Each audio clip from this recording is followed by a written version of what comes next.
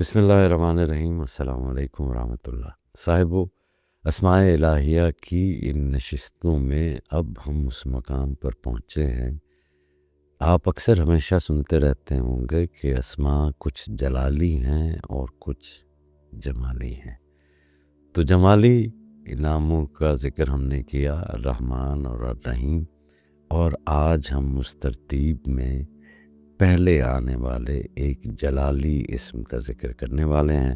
لیکن اس کے ذکر کا آغاز کرنے سے پہلے آپ سب سے یہ درخواست ہے، کیونکہ یہ رمضان المبارک میں ہم اپنی طرف سے ایک خدمت کرنے کی کوشش کر رہے ہیں آپ سب دیکھنے والوں کو جو اب تک مجھے سنتے دیکھتے آئے ہیں، اور ہمارے اس چینل کو جنہوں نے سبسکرائب کیا ہوا ہے۔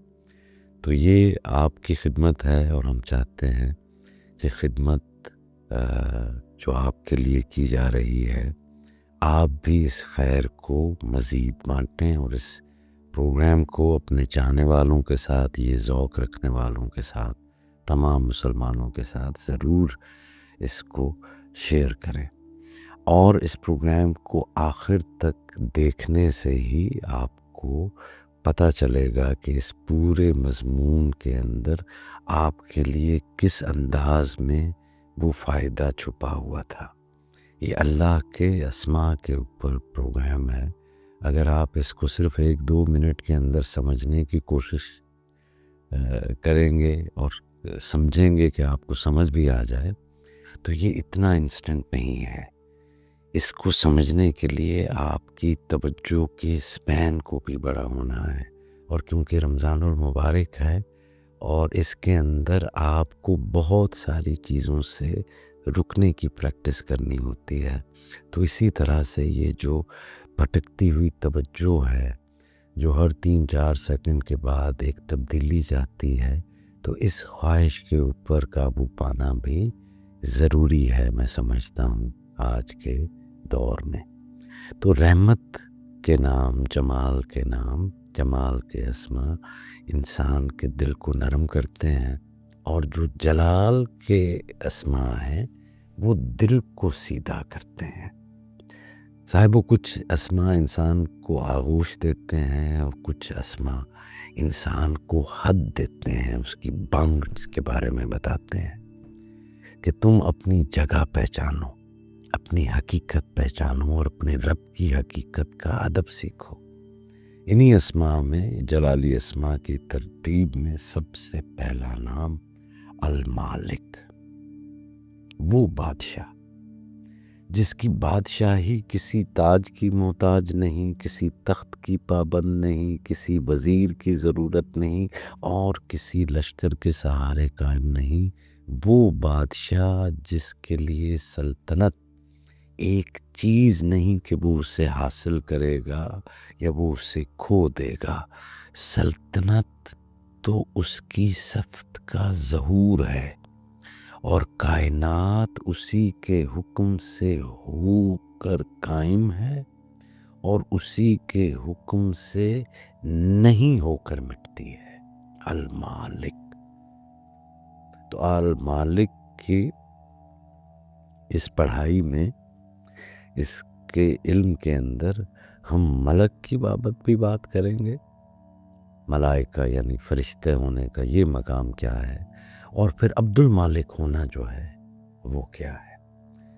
تو الملک، المالک یعنی مالک حقیقی، حاکم مطلق، فرما روائے غیب و شہادت، وہی ہے جس کی حکومت ظاہر پر بھی ہے اور باطن پر بھی، زمانے پر بھی ہے اور انجام پر بھی، انسان کے ہاتھ کی حرکت پر بھی ہے، اس کے دل کے ارادے پر بھی۔ اس کی بادشاہی اب سے پہلے بھی تھی، اب میں بھی ہے، اور اب کے بعد بھی اسی کی رہے گی، کیونکہ وہ اپنی بادشاہی کا وارث نہیں، اس کا خالق ہے۔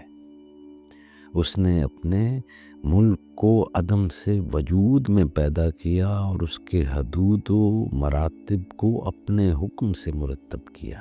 یہاں پر وہ پہلا سبق ہے، اور وہ سبق یہ ہے کہ بادشاہی کا ہوش معرفت مالکیت، یعنی انسان کا نفس ایک عجیب فریب رکھتا ہے. وہ جو چیز تھوڑی دیر کے لیے اس کے ہاتھ میں آ جائے وہ اسے اپنا سمجھ لیتا ہے. اپنی قوت، اپنا اختیار، اپنا منصب، اپنی شہرت، اپنی کامیابی، جو چیز بھی اس کے پاس آئی ہے، جو چیز اس کے ہاتھ میں آئی ہے، اس کو وہ اپنا کلیم کر دیتا ہے. اور پھر وہ آہستہ آہستہ وہ یہ بھی بھول جاتا ہے کہ یہ سب کچھ تو اسے سونپا گیا تھا، ملک نہیں تھا. آپ کی ملکیت آپ کے سانس تھوڑی ہیں، یہ سونپے گئے ہیں. آپ کا جو رزق ہے، یہ جو شہرت ہے، جو نیک نامی ملی ہے، جو مرتبہ ملا ہے، یہ آپ کا کہاں ہے؟ یہ آپ کو سونپا گیا ہے. حتیٰ کہ وقت تک آپ کو سونپا گیا ہے، یہ آپ کا ملک نہیں ہے. المالک کی معرفت اسی غفلت کو توڑتی ہے. یہ جو ہم اپنا کر لیتے ہیں کہ ہمارا ہے، یہ بڑی نفس کی کمزوری ہے صاحب. کچھ ہمارا نہیں ہے، ہمیں ہماری سانس عطا کرنے والے نے سب کچھ دیا ہے، یہ سب اس کا ہے.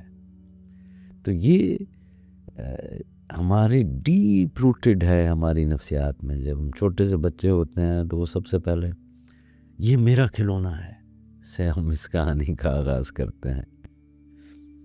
تو حالانکہ وہ کھلونا ماں باپ نے اسے سونپا ہے، جی اس کو دیا ہے، تو یہ ملک نہیں ہوتا. لیکن ہم بڑے ہو کر بھی وہ اسی طرح سے بچے ہی رہتے ہیں. تو یہ اسم انسان کے اندر سے اس مدہوشی کو اتارتا ہے جس میں آدمی اپنی قسمت اور اپنے مقام کو اپنی ذاتی عظمت سمجھ بیٹھتا ہے. جب دل پر المالک کا نور پڑتا ہے تو انسان کو اپنا آپ بھی امانت محسوس ہونے لگتا ہے، اپنی عمر بھی امانت، اپنے تعلقات بھی امانت، اپنا روپیہ پیسہ بھی امانت، اپنا اختیار بھی امانت، اپنی اولاد بھی امانت. المالک کی بادشاہی کا ایک بڑا نشان یہ ہے صاحبوں کہ اس کی سلطنت میں کوئی چیز چھوٹ نہیں پاتی. انسان کبھی کبھی اپنے آپ کو یوں سمجھ لیتا ہے جیسے وہ کائنات کے حاشیے پر رہ کر بھی محفوظ ہے، جو چاہے کرے وہ بچ نکلے گا. المالک اس خیال کو جڑ سے کاٹ دیتا ہے. مالک وہ ہے، وہ بتاتا ہے کہ خدائی سلطنت میں انسان کو یوں اکیلا نہیں چھوڑا گیا.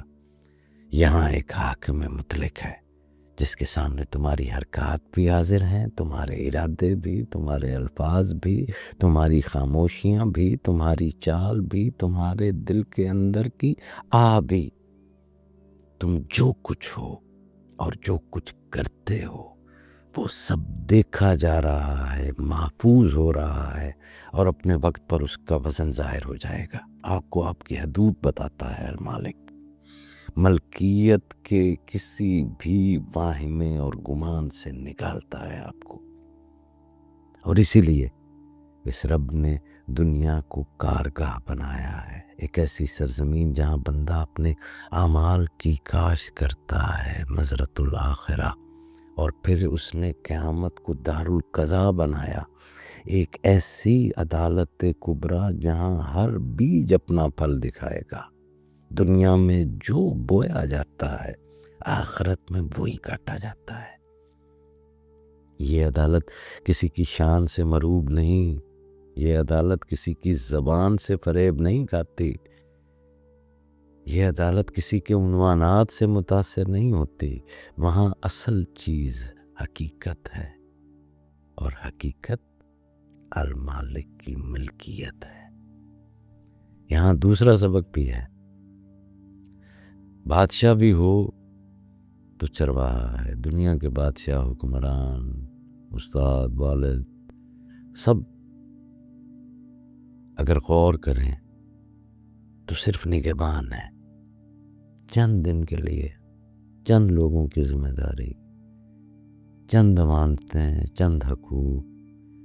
پھر جو شخص المالک کو جان لیتا ہے، چاہے وہ خود دنیا میں اختیار والا بھی کیوں نہ ہو، اس کے اندر ایک خوف اور احساس ذمہ داری جاگتا ہے. وہ سمجھتا ہے کہ میں حاکم نہیں ہوں، میں تو مامور ہوں، میں مالک نہیں ہوں، میں تو امین ہوں، میں مستقل نہیں ہوں، میں عارضی ہوں.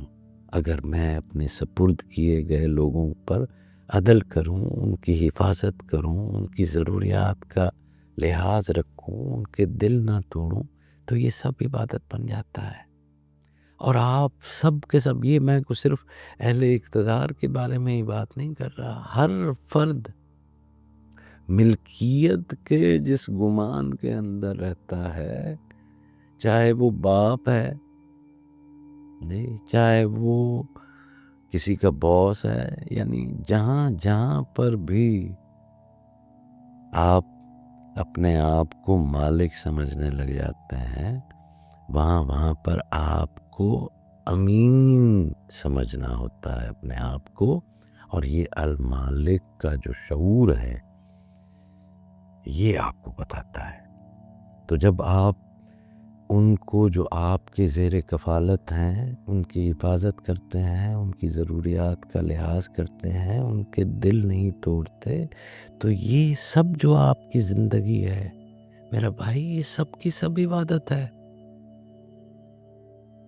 اور اگر آپ اپنے اختیار کو ظلم میں بدل دیں، لوگوں کو اپنا ریوڑ سمجھ کر ان کو لوٹنا شروع کر دیں، حق کو دبائیں، کمزور کی آواز کو رون دیں، تو یہ سب گناہ نہیں ہے، صرف یہ خیانت ہے. اور خیانت کا حساب المالک کے ہاں بہت سخت ہوتا ہے، یقین مانیے.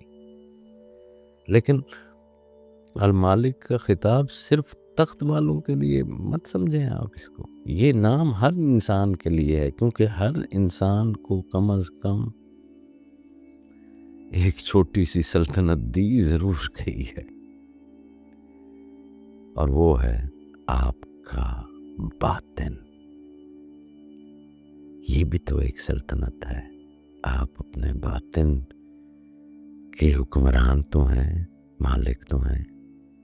اور یہی سلوک کا مرکزی نقطہ ہے، المالک کی معرفت. اگر تمہیں صرف باہر خدا کی بادشاہی دکھائے اور تمہارے اپنے اندر تمہارا اپنا ہی نفس بادشاہ بنا رہے، تو تم نے نام کا ادب نہیں سیکھا، المالک کا ادب نہیں سیکھا. المالک کے نام کی سب سے پہلی خلافت صاحبو انسان کے اندر شروع ہوتی ہے، اپنے نفس پر حکمرانی.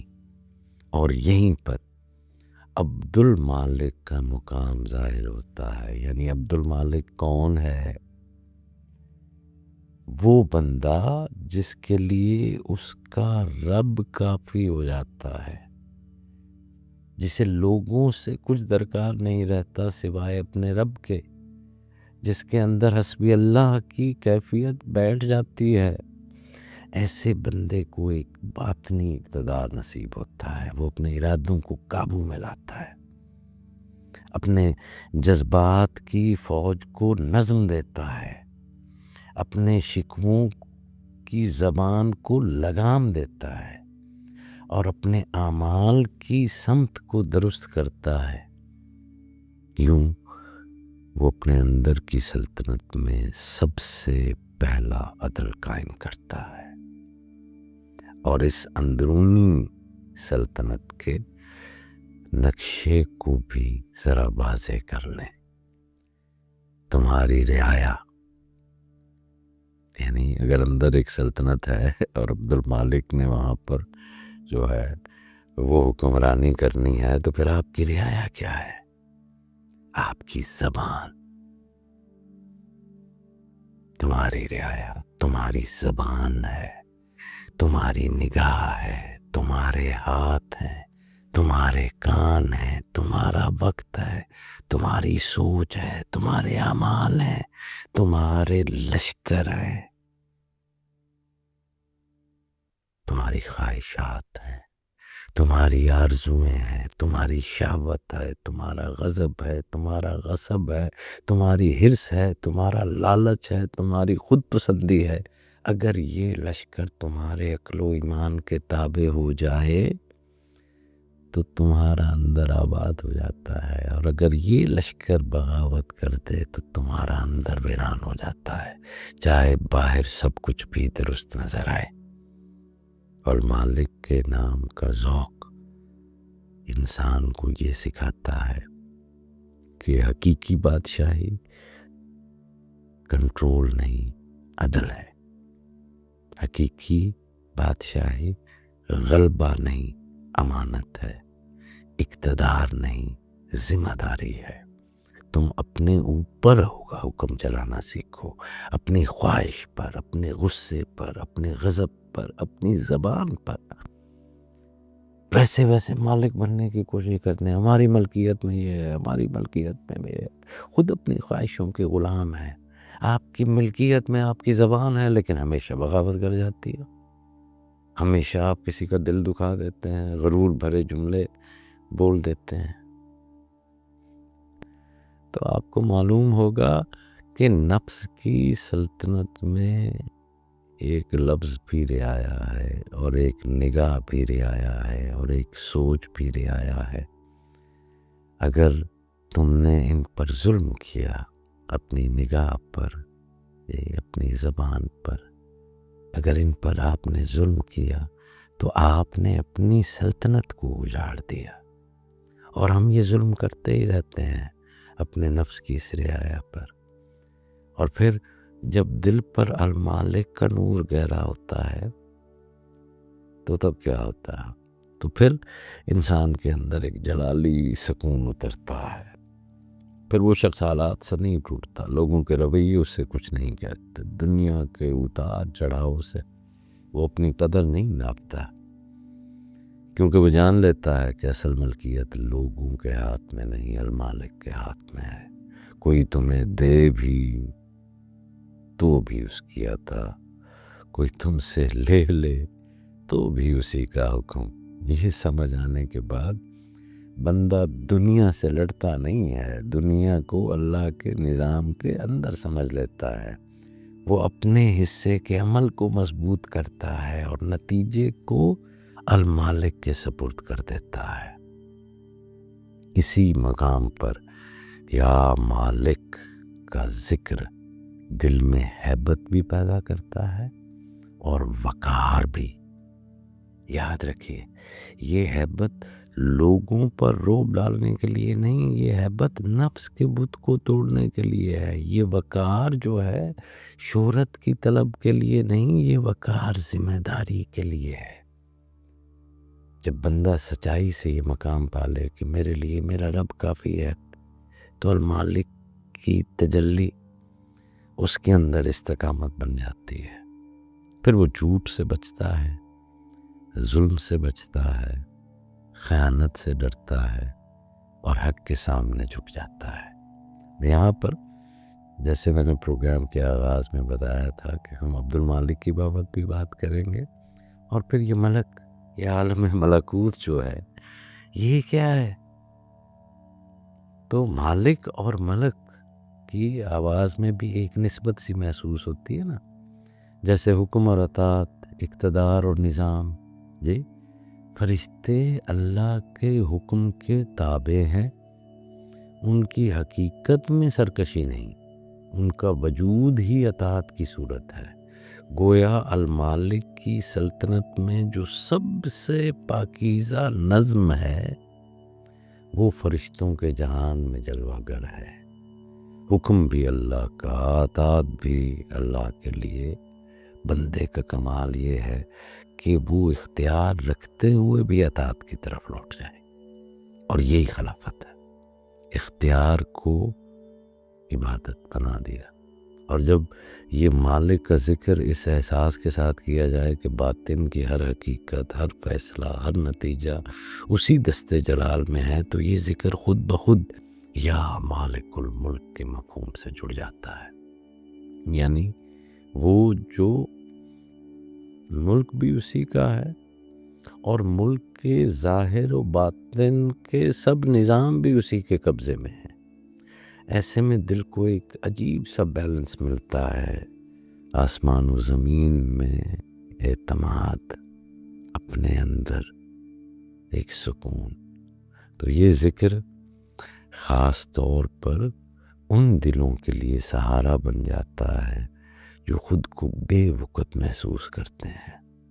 آپ میں سے بہت سارے ہیں نا کہ یار میری تو کوئی حیثیت ہی نہیں، میں بے وقت ہوں، اور جو ہر کسی سے کٹ جاتے ہیں، جو دنیا کی سختی سے ڈر جاتے ہیں، یا جنہیں لگتا ہے کہ I'm not able to do اینی تھنگ، میں تو کسی چیز کا اہل نہیں، کیونکہ مالک الملک صاحبو بندے کو بتاتا ہے اہلیت تم اپنی طاقت سے نہیں لیتے، اہلیت وہ دیتا ہے جس کی بادشاہی میں سب کچھ ہے.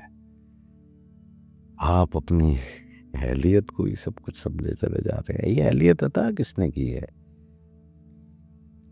اس کی بادشاہی میں سب کچھ ہے. تو صاحبو اس اسم جلال کو ذکر کی صورت میں اپنے دل تک اتاریں، ادب کے ساتھ، اس نیت کے ساتھ کہ یہ لازمی حکم نہیں، ایک رجائی عمل ہے. اصل بھروسہ عدد کے اوپر نہیں ہے. میں اپنے ہر پروگرام میں یہ بتاتا ہوں کہ یہ اعداد، مخصوص اعداد دینے کا مطلب یہ نہیں ہے کہ آپ نے اعداد کے اوپر بھروسہ کرنا ہے. جی، یہ اللہ کے فضل پر ہے، آپ کی نیت پر ہے. اگر اندر سے بے یقینی بڑھ گئی ہو صاحبو، دنیا کا خوف زیادہ ہو گیا ہو، یا آپ کے دل میں یہ احساس جاگ گیا ہو کہ میری nobody is behind me، کوئی میری پشت پناہی کرنے والا نہیں، تو چند دن، عمومی طور پہ کہا جاتا ہے کہ 40 دن تک فجر کے بعد یا نماز عشاء کے بعد خاموشی میں یکسو ہو کر ایک تسبیح یا مالک کو، یعنی 100 مرتبہ آپ یا مالک پڑھیں، اور ہر 10 مرتبہ کے بعد دل میں یہ جملہ بس اتنا دہرائے کہ اے المالک میرا سہارا تو ہے.